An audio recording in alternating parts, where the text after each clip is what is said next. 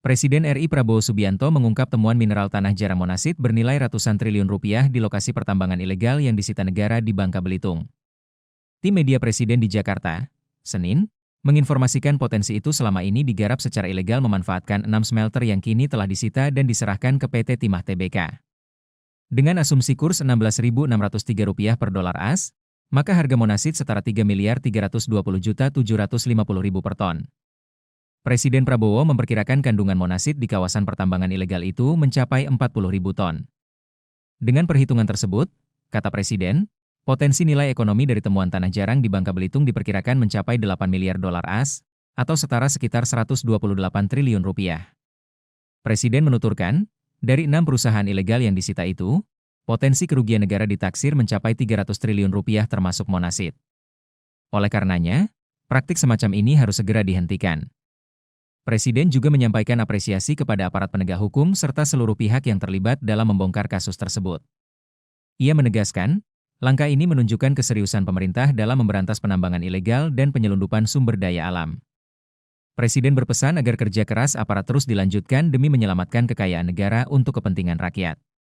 Lihat, sudah ada tumpukan tanah jarang dan juga inggot-inggot timah, nilainya dari 6 smelter dan barang-barang yang disita mendekati 6 sampai 7 triliun. Tapi tanah jarang yang belum diurai mungkin nilainya lebih besar, sangat besar. Tanah jarang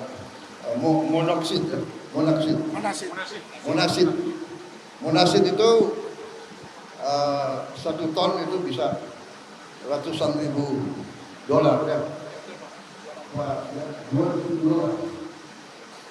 Monasit, padahal total diketemukan limbahnya puluhan ribu ton, mendekati 40.000 ton. Kita bisa bayangkan kerugian negara dari 6 perusahaan ini saja, kerugian negara total ya, potensi kurang 300 T. Kerugian negara sudah berjalan 300 triliun. Ini kita hentikan. Saya ucapkan terima kasih kepada aparat ya, Panglima TNI, Angkatan Laut, Bakamla, Bea Cukai, semua pihak yang telah bergerak dengan cepat sehingga bisa diselamatkan aset-aset ini, dan ke depan berarti ratusan triliun itu bisa kita selamatkan untuk rakyat kita. Jadi saya sampaikan penghargaan kepada Jaksa Agung, semua petugasnya, pada pejabat-pejabat semuanya.